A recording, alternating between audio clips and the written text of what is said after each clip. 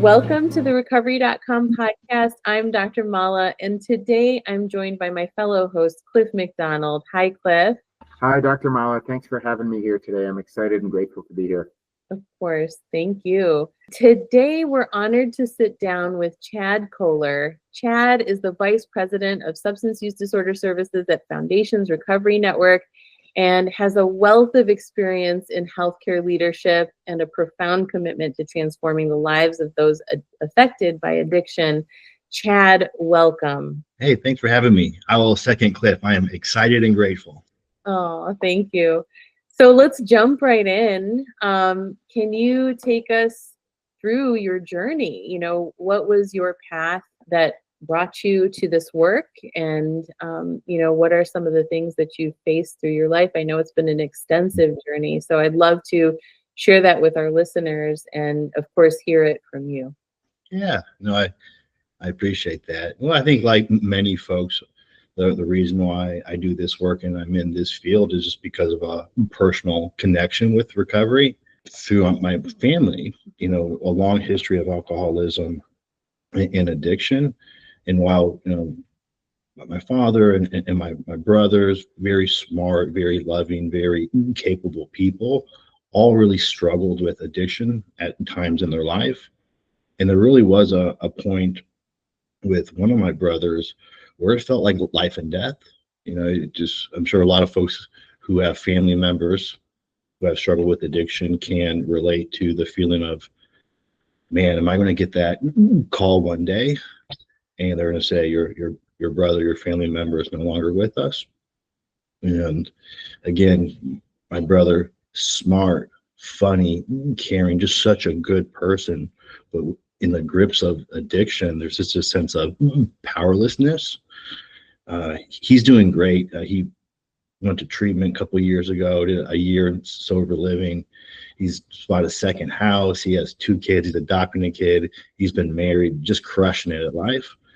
And that's kind of a little like microcosm of, I think, the fulfillment that I get doing the work on a professional level is that doing this work, you see a lot of really, really good quality folks that are impacted by this disorder and their lives in shambles.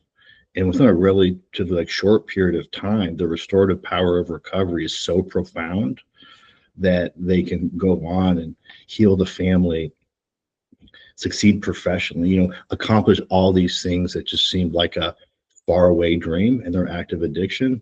And to be part of that process is just incredibly powerful, incredibly fulfilling. Absolutely. Thank you for sharing that. And, again, I'm glad that your brother is doing well. I'm glad that you're doing well. So what would you say were the pivotal moments or key experiences that solidified that commitment that you're talking about? I'm even just looking at my little brother's story. He did a year in sober living after treatment. And that's really where the rubber meets the road, when folks utilize the full continuum of care, as opposed to kind of like picking and choosing, okay, I'll do this, but I'll do this, I'll do this. And that's one thing that means a lot to me kind of professionally, is making sure that we can provide the full continuum of care, making sure that if someone, let's say, enters treatment at the detox level of care, there's residential, there's PHP, there's a housing component, robust alumni program, because we know that addiction doesn't happen overnight. Addiction doesn't take place in a 30-day time period, right? It's oftentimes years and years and years. And recovery is a process much the same way. It can't just be an event. It can't just be 30 days. It really needs to be the full continuum of services. You really have to create that community where folks can connect with their peers. That's what works. Yeah, no, that sounds great. And I definitely want to dive into that a little bit more in terms of the programming and the structure of everything. What would you say, or can you describe the turning point or significant shift that propelled you from, the work in the field to administration and leadership? Because I know you've done it all, right? Yeah. So I was in South Florida, which was, a prolific treatment center area. with a lot of really fantastic treatment centers and some really bad actors. So, I mean, maybe talk a little bit about that, because that was a fascinating experience. But yeah, I started as a tech making $10 an hour, run around doing the rounds. And I really enjoyed the work, just because you have, as a tech, you have so much face time with the patients, more so than, sometimes the therapist or the doctors, the nurses. And it just kind of spoke to me, just to, be able to connect with people, be part of that process. And then I just knew I wanted to do more. I wanted to do more. So I went and got a degree in mental health counseling and kind of pursued that piece. I didn't realize how much documentation was required to be a therapist. I'm like, dang, this is a lot, Yeah. When I was in grad school for that, I continued to work in the field, which I really recommend that to folks. If you have the ability to pursue your education while you're working in the field, you just connect the dots Yeah. in a way that is, I think, pretty helpful. So I was a case manager.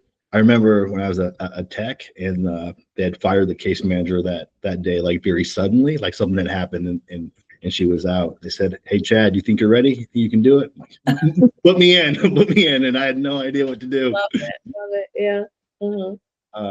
And then was a director of operations. So really kind of went along that leadership operational route, which is, I think, again, very rewarding, just to be a leader of people, right? You manage processes, but you lead people, and seeing when you have that core group of people that are capable and very passionate about the work, what can be accomplished. You guys probably experienced that with your organization. I mean, it's just so cool when you have that team of rock stars and everyone's kind of heading the same direction, with the goal of making sure people have access to life-saving care.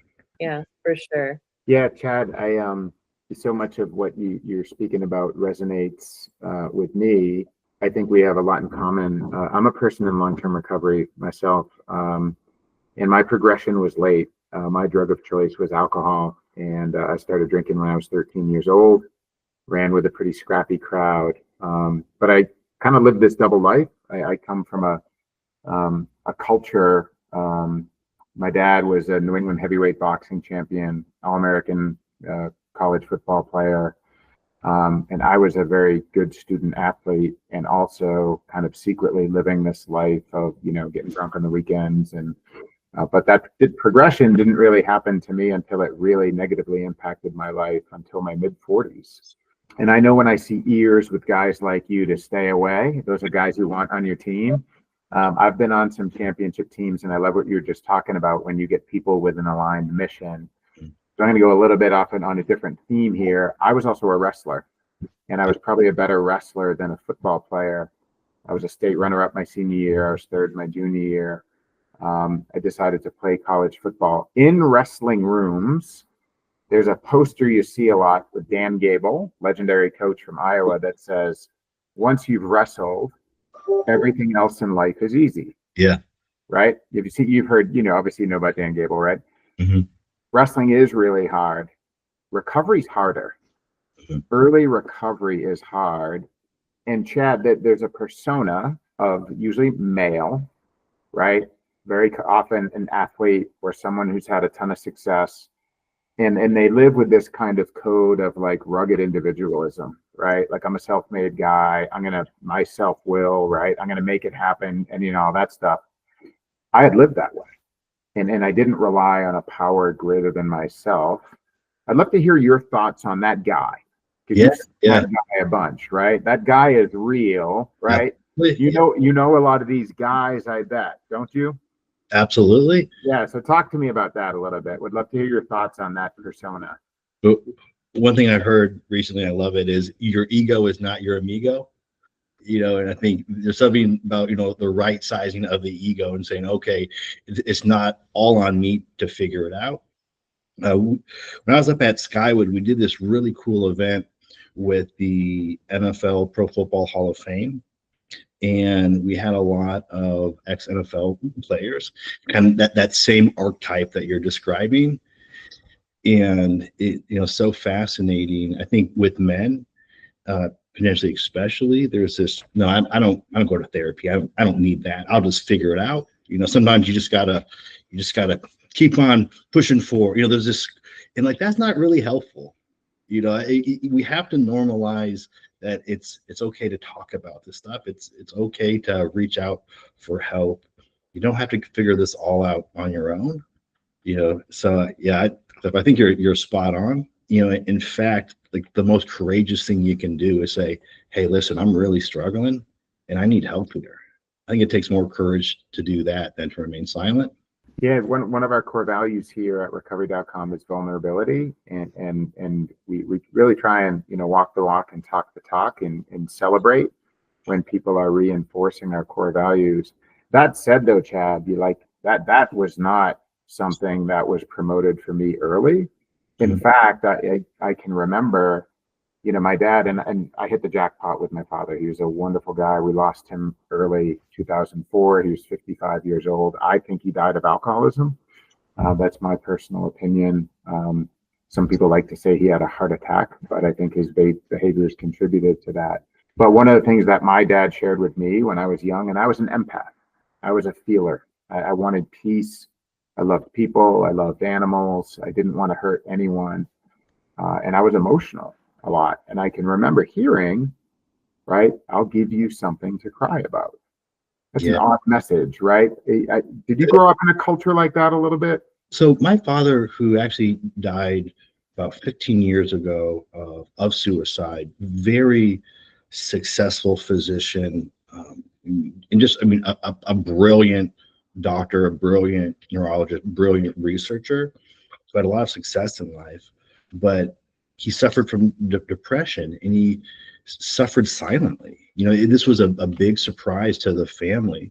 So while that message wasn't explicitly said to me and my brother, it was modeled, right? And instead of saying, hey, I'm struggling with my mental health, and this is what I'm going to do about it, and as men, that's okay, and that's what you should do. I think he just suffered silently, and just like such a sad thing. But Chet, that caught me off guard, that you just shared something really personal and intimate. Are you okay talking about that? Yeah, absolutely. Yeah. So did you guys have warning signs? Like had he tried that before? Like, did you know that oh my goodness. Yeah. Horrible. Yeah. And yet you had already been doing this work. It was very early. I think it was very early in my career. So yeah, I was probably like a taker. I was just kind of like into it, and it really reinforced this. We know that mental health and addiction, they oftentimes don't exist, and they don't exist in a vacuum, right? There's always this interrelationship. But yeah, it was it's one of those things that you just you think about over the course of your life. And like, oh, are there things I could have done? Is there things that we should have seen? And when someone outwardly shows, looks like they're very successful, it's just very hard to pinpoint that. And kind of going back, Cliff, to your point, I think especially as men, and maybe men who have achieved some success or kind of have that kind of archetype you're talking about, folks don't like to talk about it. Right.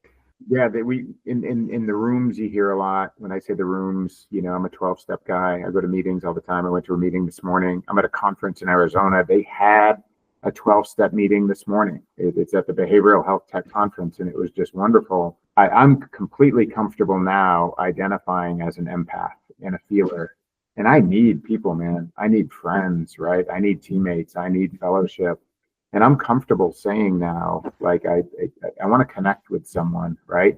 But so many guys, Chad, like, I have guys like that I reach out to now because they're not reaching out, and my dad, like, I don't know if my dad ever called a friend on the telephone. Yeah. Right? A different era too, like the generation of our parents, I would say, collectively, all of us in this room, they aren't coming from a generation where you talk about it, right? So that perpetuated the stigma. But yeah, Cliff, go ahead. I didn't mean to cut you off. No, please, Dr. Marley, you're the clinical expert here. So in the rooms, what you hear a lot is our secrets keep us sick. Yeah. Mhm. And we suffer in silence. And I think that archetype, Chad, yeah, I forgot the right word. I was thinking persona, the archetype, right? It's like the quiet hero, right? The lone wolf. Yeah, the lone wolf, right? It's so like romanticized. Yeah, the alpha male. Yeah. Right. And the hero's journey is such a cool thing with Joseph Campbell, right? Of like, you're born into this normal world and you cross the threshold and you learn these lessons. The end of the hero's journey typically is you come back, you cross the threshold back to the normal world, and you went to the dark world and you learned the valuable lesson, and you come back and you can share it. Chad, you're sharing it. So many of our brothers don't get to share it. And you see Yeah. this in military a lot too, because they're not here with us Yeah. to share the lesson. That's So your brother, sorry, Dr. Mal, I was just thinking, Chad, your brother, was his addiction, like his real hard challenges, was that after your dad's death? Yeah. Did you see a change? Yeah. Was he medicating, do you think? Absolutely. Okay. I'm a big believer that a lot of addictive behaviors is self-medication. It's that kind of avoidance of this really uncomfortable feeling, avoidance of suffering. And when folks first start, it works well. And then there's all these issues that come along with it, right? Yeah. Yeah. So that's a good segue into lessons learned, right? Reflecting on your journey, what have been some of the most valuable lessons that you've learned that not only personally, but also that have integrated into your work as a result? But kind of what we're talking about a little bit, that I love that you're still connected to 12-step recovery. My little brother is as well. There's such a need, I think, as people, we're pack animals, to have community, to have this sense of community. And so professionally, one thing we're doing at Foundations Recovery Network is this big push for this robust alumni program. So it's just like such a cool thing. So needed. Yeah. Yeah, so needed, so needed. We have dedicated alumni coordinators at all our facilities, so they're connecting. We actually have an alumni app. You can download it from the App Store, and there's that peer support. So how can we create spaces for community, for peer support, for folks who are outside of that kind of acute treatment environment to connect and support each other? And I think that the next evolution of this for Foundations Recovery Network is to do the same thing for the family of loved ones who have been through treatment or are struggling or in recovery. That's Yeah, so Chad, great. I'd love to hear that. Every Monday night, I join a virtual 12-step meeting. It's called Dartmouth Dr. Bob. So I went to Dartmouth College. I played football there, Ivy League school, really high performing guys, business leaders, investment bankers, consultants. A lot of them were good athletes too. So many of these guys have gotten banged up. Yeah. Right? And they, and they lost their battle with drinking or whatever it might be. And we get together. And because there's more of that common experience, I think it's an even safer space. Yes. And it's really interesting. Bill Wilson is the founder of AA. The number 2 guy, Dr. Bob, was a Dartmouth graduate. Oh, that's awesome. He was a medical doctor, right? So we connect, and that fellowship is great. I went to the Plymouth House, Chad, twice, Okay. which is a 12-step place in New Hampshire. I AMA'd the first time, right? Because I'm terminally unique, and I know. And then I went back there, and finally the lights came on. They're owned by Guardian Network now. Yeah. And they're putting together an alumni program that they've asked me to be involved with, and I'm super excited about that. I'm surprised that many of the providers don't have good alumni programs. Right. And kind of just thinking now, like, hey, that's something we should do. Have you guys tried that in the past? Like, is this a new initiative? I think we're revitalizing it. Okay. Under my leadership. So FRN did have the Heroes in Recovery, and it just lost, I think, a little bit of momentum over the years. So we're really putting some energy and focus and effort into it. And then taking a step further with the family piece, I was actually having lunch with one of my mentors who lives here in Tennessee, and his daughter has just struggled with addiction just for many years now. and they come from a successful family, educated family, and in that circle, that's not really something you talk about with your friends and your colleagues and your peers. You know, if one of your family members gets cancer, everyone just surrounds you with support and love. But if someone has an addictive disorder, it oftentimes has a little different feel to it. 100%. Yeah. Yeah, I was just going to say, Chad, if you are ever looking to connect with someone to learn about alumni programming, so have you ever heard of the Jaywalker Lodge? Yeah. What's the guy's name? Bobby Ferguson. Yeah. Yeah. So one of the many awesome parts of our work here at recovery.com is we get to know all the providers, right? And we get to see their programming.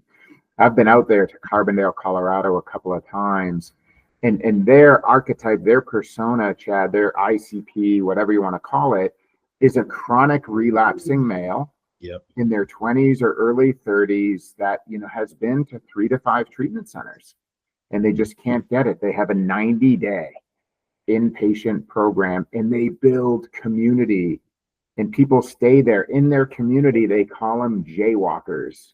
There's about 1,000 guys who live there now. Their alumni program is the best I've seen. And Chad, this is what's fascinating. 38% of their admissions are through alumni referrals, right? So if you ever want to connect with the folks there that built that program, there's this guy named Dylan, a young guy who ran their alumni program. I went on a hike with him out in the Colorado mountains, and I learned so much about how to build an effective alumni program. So we want to share that too. So if we can ever be of service there, let me know. Absolutely. As we talk, this is such a small world sometimes with the Guardian Recovery folks I worked with when I was down in Delray Beach. Know those guys very well. And then I was at the last NATAP conference, and Bob Ferguson, he's highly involved there. So it's just so cool to hear all the great work folks are doing in this field. Yeah. We were blessed on this podcast to have Marvin Ventrell. Yeah. Yes. And Marvin is someone in long-term recovery. I was surprised to learn, he values lived experience so much, which is really reinforcing because he's a very smart guy with a lot of letters after his name, and he respects the clinical stuff, of course, too. But it was really great to get his perspective on things from such a successful leader. So I love what they're doing with their outcome study. I think that is such a thing. We're participating in that. Is let's look at some national level outcomes so we can more clearly define what clinical success looks like. Yes. Yeah, I think that's that subgroup force is, I believe, what it is, right? FORS. Yeah. I love that. And how awesome that we get, partners that are willing to donate their data. Yes. Like we're all in this together, and a rising tide lifts all boats is the spirit that a lot of people bring to this, which is wonderful. Yeah. It starts to create a little bit more credibility for our field. I think addiction treatment has been tarnished to some degree by some of the bad actors. And horror stories, I'm sure we've all. And the data piece, I think, is so important. We're doing a lot of that. One nice thing about UHS is that we track a lot of data. So when you say this is top quality treatment, it's like, it's not my opinion. This is what the data says, right? Because everyone says, oh, we do this. And unless you have outcomes to support it, I'm always a little bit skeptical. Right. No, I think the research and the data is so needed, and the outcomes. I always get excited whenever I see movement in that direction. So I totally echo what you're saying. So that brings me to the question of foundational principles. Let's talk about the core philosophy behind FRN and how it shapes your approach to addiction treatment.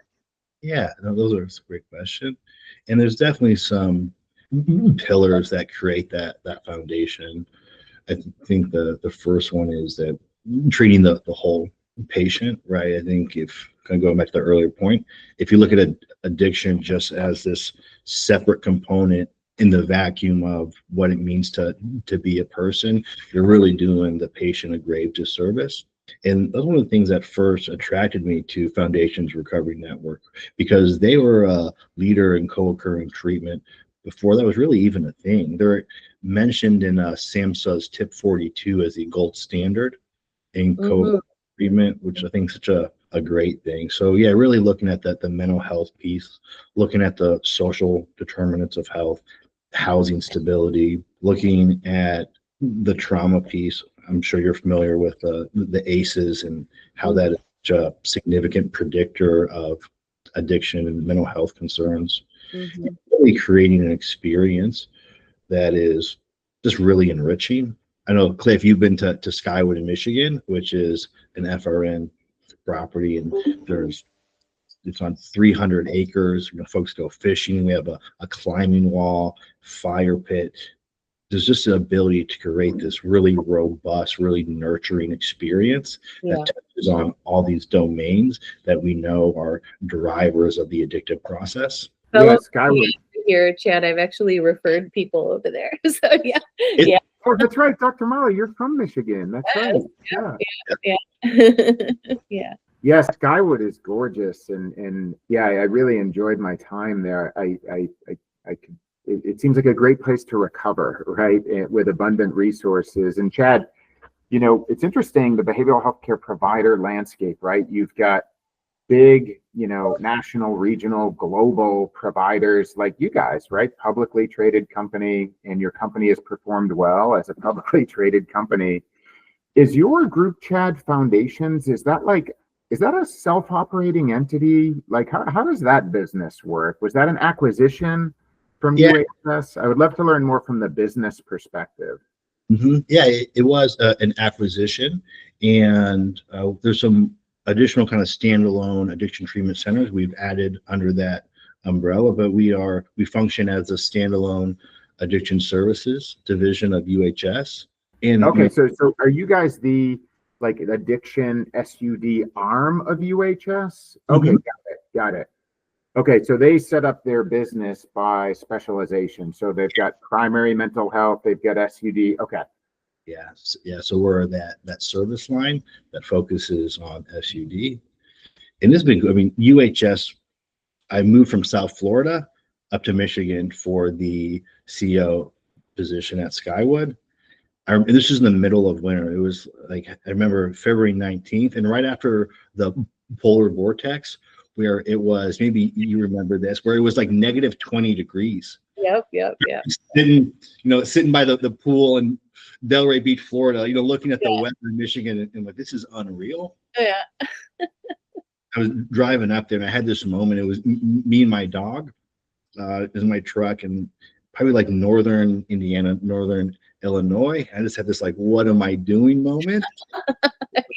And it turned out to be the best decision I'd made professionally.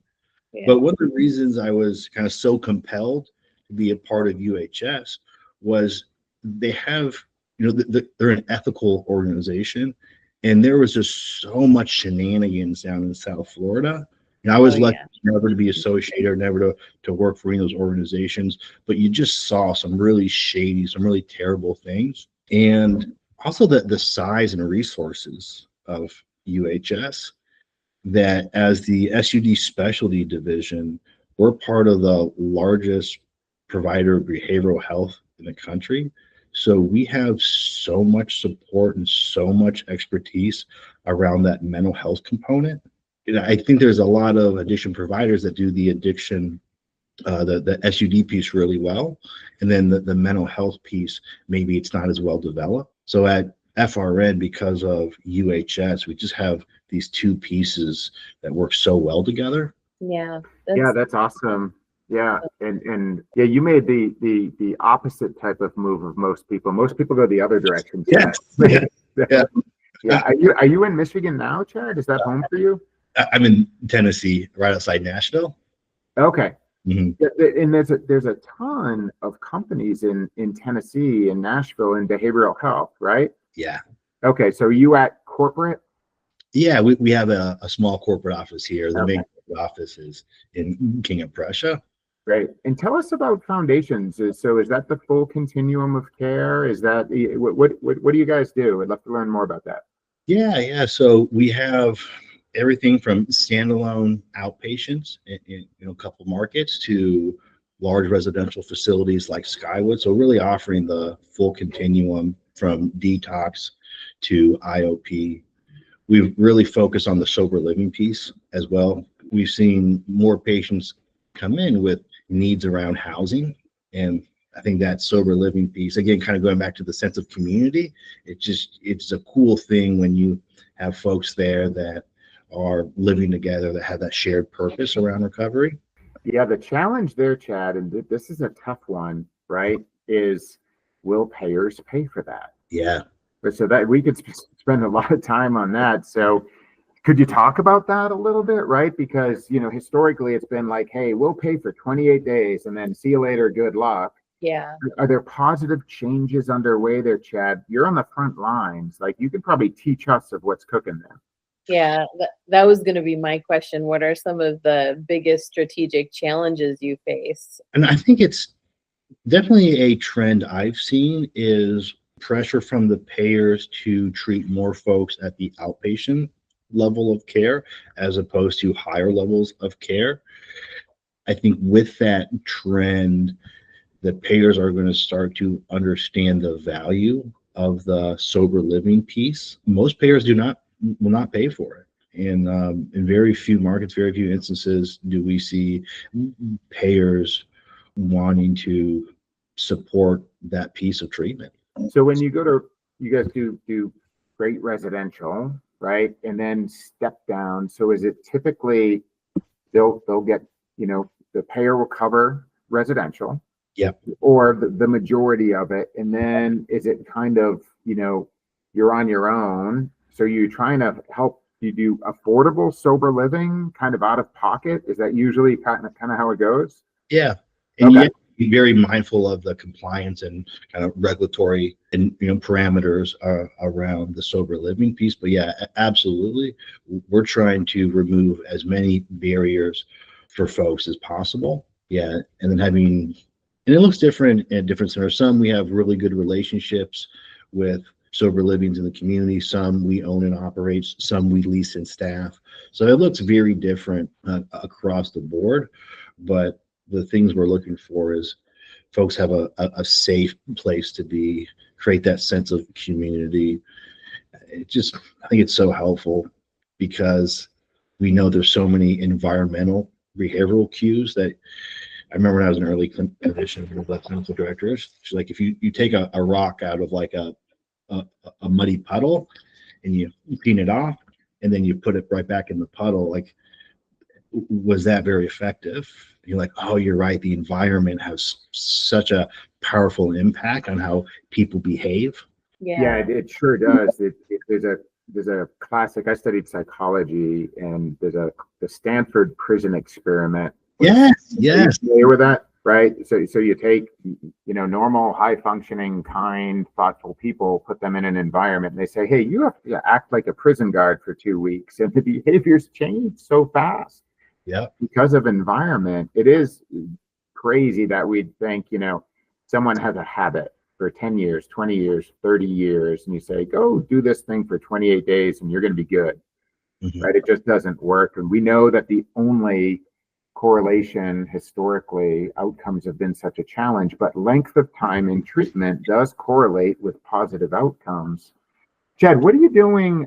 We're talking a lot about outcomes and mm-hmm. trying to, capture good data like the NAATP force thing. Do you guys try to stay connected with folks that are patients and measure outcomes after they leave? How do you do that? So it's definitely more developed when folks are in treatment. So we do symptom abatement. So look at the PHQ-9, the GAD-7, brief craving scale. So different domains that measure depression, craving, anxiety. And it's really cool when you see these on the graph. You see when folks come in, it's like all super high, and then middle of their stay, it's lower, and then on discharge. And then with our new EHR and our new alumni apps, we're really trying to leverage technology to better collect outcomes after folks have discharged the program. It's always so interesting too, when I go to like the NATAP conferences and we're talking about outcomes, like how do you define success? Right. Because there's, some folks are very abstinence-based approach. There's a harm reduction approach. There's an approach where you look at more like functional impairment as opposed to the usage of the drug. So I think that's all pretty fascinating discussions and conversations that we're having within the field. That's amazing. So when you're looking at the outcomes, like how are you translating that for patients and maintaining kind of that patient-centric focus? Yeah. Well, one, it gives us a good indication of acuity across markets. So one thing that I've noticed is in Michigan, you might see a lot of alcohol use disorder, but maybe you don't see a lot of fentanyl. We operate Calvary Healing Center. I got the little product placement in Arizona. And in Arizona, we see a lot of fentanyl and a lot of opiate use disorder. So folks come in different areas with different needs. And so we're incorporating using data to better identify what the needs are, put interventions in place. And then the data tells us, is it working? Is it not working? Do we need to pivot? So just looking at all these different pieces that tell us the story of what the needs are and is the treatment effective? That's absolutely great. So with that, what are some of the most promising innovations that you see coming or that you might be even currently exploring to help with this field? Yeah, I think there's a shift to more integrated treatment where it's looking at the medical piece, looking at the mental health piece. As we have a conversation earlier this week where there's still some treatment centers, not in our group, but out there nationally, that haven't embraced MAT when there's all this research and all this scientific evidence to support efficacy. At the Calvary Healing Center with the xylazine and the fentanyl we're seeing down there, we're seeing more patients come in with kind of wound care type issues. So the conversation is, how do we get better at treating that, right? You never want to deflect a patient who needs life-saving addiction care because of a wound. So how can we get better at that? How can we be more developed at incorporating medical services? Mm-hmm. Yeah, that's great. And that kind of is a segue into my next question, which is the future of addiction treatment. Where do you see the future of addiction treatment heading over the next decade? And, what are your hopes for it? Yeah. I think my hope would be more alignment between the payers and the providers. I think it looks different, whether that's value-based care. I think there just needs to be more alignment. At times, it feels like there's a little bit of tension, and some tension is healthy, right? I think we're heading towards more integrated care where someone can go to a treatment center, and one of our VPs at UHS, he's over the OUD, the methadone, he calls it the 4-door clinic. Mm-hmm. Have MAT, psychiatry, physical health. It's just like, how can we create these really kind of comprehensive wraparound services? Mm-hmm. So I have to get this piece here, hopefully I can get this piece over there. Yeah, doing it all together in one space and truly integrating.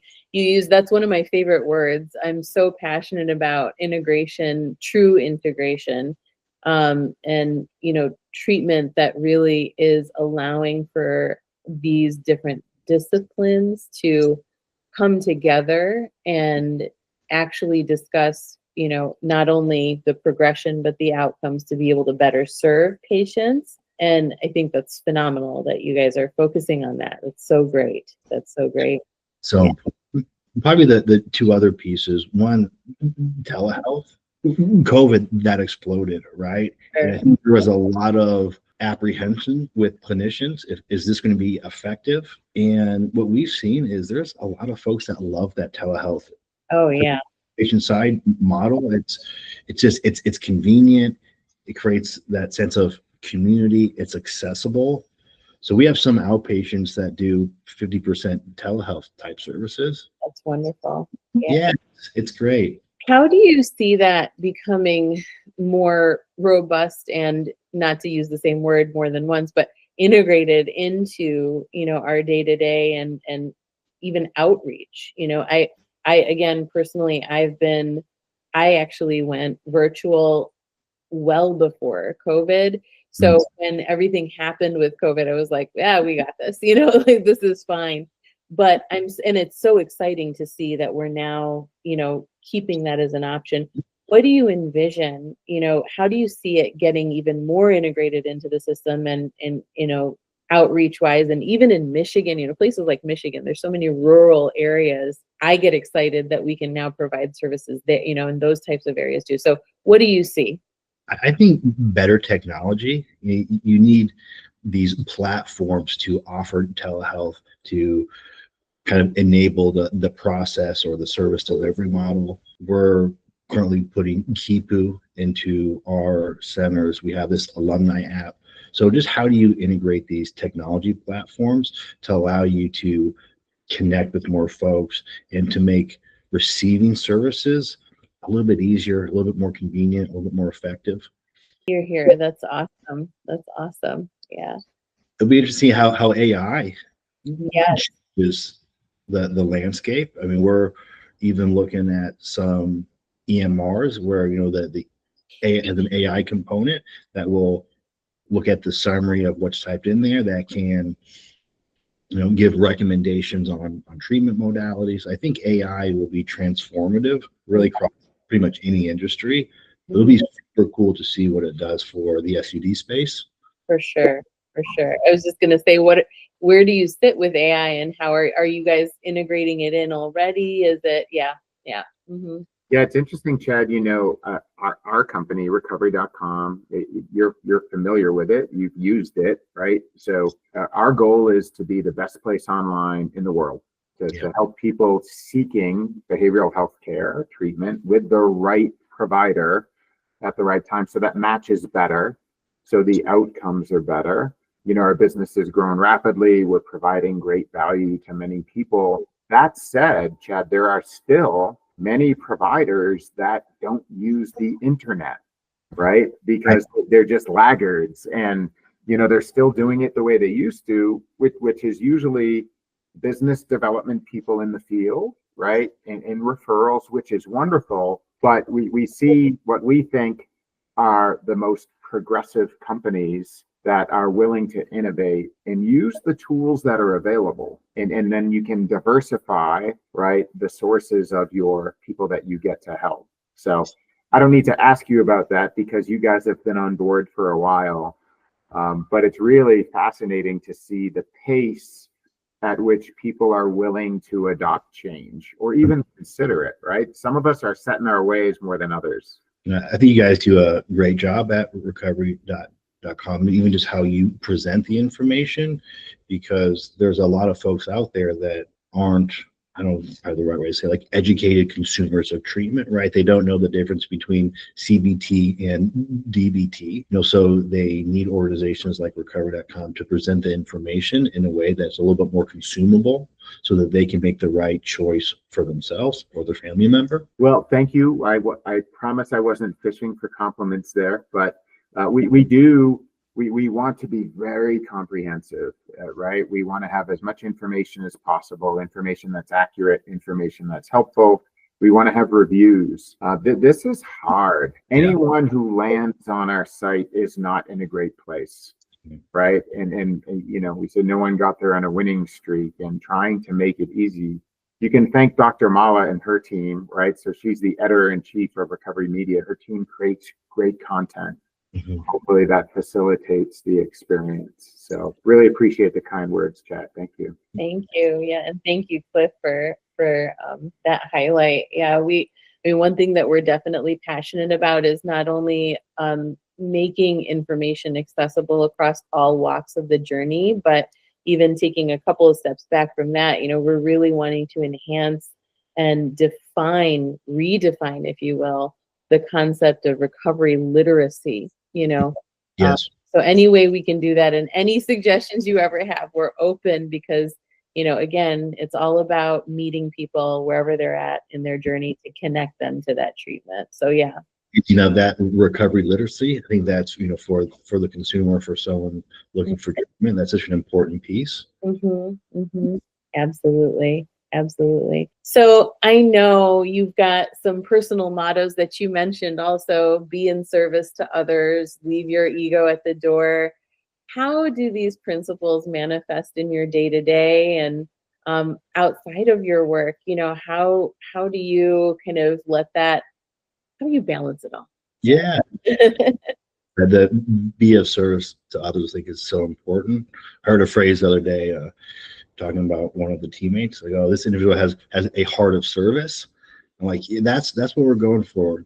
Going back to like where some of the foundational principles, when a patient comes to a center like Skywood or any other FRN, we need to treat that individual like they're our guest, right? There just needs to be this outpouring of compassion and empathy. Like what Cliff said, you don't get to treatment on a winning streak, and usually folks are beating themselves up pretty bad, so how can you just really be that person that is, provides that support and that compassion, that understanding? And as a leader, I really ascribe to servant leadership. There's almost a parallel process there when it comes to leading a team, where you want to create an environment where folks feel supported, where folks are able to feel vulnerable. Like you guys said that about your organization, where folks take risk and no one feels like they have to be perfect. My job is to make sure that the people that report up to me are successful and have the resources to do their job to the best of their ability. So yeah, that the heart of service, be of service to others, is such an important piece, I think, just in the world in general. Absolutely. I love that. Yeah. So how do you balance it all? I know you've got a husky, right, that you spend time with. Tell us, and what advice would you give to balance, for balancing, or even just work-life integration? Yeah. I mean, for me, exercise is a big part of how I manage the stress of being an executive. So I box and I wrestle and do a little bit of Brazilian jiu-jitsu. Nice. Yeah, I had a couple MMA fights like that. Nice. Very nice. Dr. Mala's husband, you guys could spend a lot of time there. So yeah, my husband is also, he's a belt holder, and he's been in the profession. That's his job. He's a professional martial artist. So I'm sure you guys would love to talk. Yeah. Yeah. I mean, exercise is so powerful. I was reading a study that exercise helped reduce the length of time for post-acute withdrawal symptoms. Like just moving your body helps your brain heal, helps your brain be its healthiest. Yeah. No, I love it. I would love to see, this is actually something that he and I have also worked on, is really integrating martial arts as a recovery-based tool. And we have a couple of programs that we've implemented with the military and across other facilities too. And I'd love to see more of that in our treatment centers and just in the field in general. So I love that you're in it. That's so great. That's so cool. I was reading an article, I think it was for the military population, and it was Brazilian Jiu-Jitsu. And I think diagnosis was a PTSD type diagnosis, and it was effective, right? I mean, that's like such a cool thing. Yeah. How can what like behavioral interventions can we layer on with education type interventions? Yes. Folks really feel better. Yeah, 100%. Oh, I could go on talking to you about that. Well, for sake of time, we usually land on a last question, our favorite question. But before I do, Cliff, did you have anything else? I know we always want to ask more, but did you have anything else that you wanted to No, Dr. Mala, I could spend a lot of time with Chad, and we have lots of shared interests and passions. And Chad, thanks again for everything and for being here today and making the time for us. And I look forward to reconnecting again, and we'll do that. So yeah, absolutely. Thank you. So our last question is, what does recovery mean to you? I conceptualize addiction as a disease of disconnectedness, disconnected from others, disconnected from self, disconnected from a higher power. So really what recovery means to me is connectedness, going back to the sense of community, the higher power piece, connecting to your own values, your own path. So yeah, I would say connectedness. I love it. I love it. Thank you so much. And it has been a pleasure to connect with you. And I know this isn't going to be the last time. So I'm looking forward to future connections with you as well. Thank you for coming and thank you for your time. Thanks so much.